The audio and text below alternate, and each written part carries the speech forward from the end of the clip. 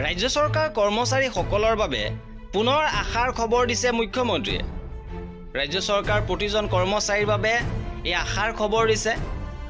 কেন্দ্ৰ চৰকাৰ ফালৰ পৰা এক বিশেষ আঁচনি লোৱা হৈছে আৰু মুখ্যমন্ত্ৰী ডাঙৰীয়াই সেই বিষয়ে জনাইছে যে চৰকাৰী কৰ্মচাৰীৰ সবলীকৰণৰ হকে এক আশাৰ মিছন কৰ্মযোগী ভাৰত।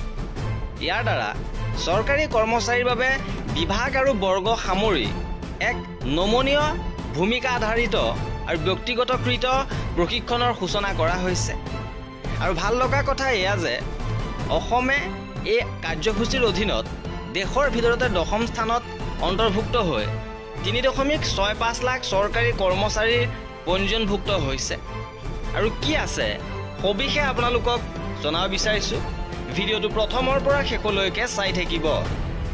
আৰু শেহতীয়াভাৱে ভাৰত চৰকাৰ মিছন কৰ্মযোগী আঁচনিৰ অধীনত অসম চৰকাৰ বিভাগে বিভাগে এতিয়া নিৰ্দেশনা দিয়া হৈছে।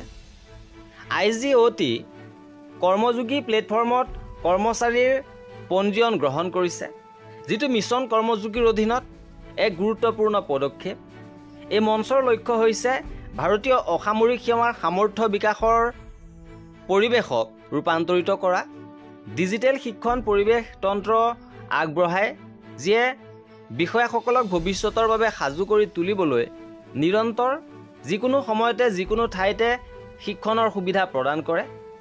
এই সন্দৰ্ভত আপোনাক অনুগ্ৰহ কৰি অনুৰোধ কৰা হৈছে যে আপোনাৰ অধীনস্থ সকলো কৰ্মচাৰীৰ পঞ্জীয়নৰ প্ৰয়োজনীয় তথ্য তলত লিংক কৰা গুগল ফৰ্মখন পূৰণ কৰি প্ৰদান কৰক, যিটো প্লেটফৰ্মৰ পঞ্জীয়নৰ বাবে ব্যৱহাৰ কৰা হ'ব।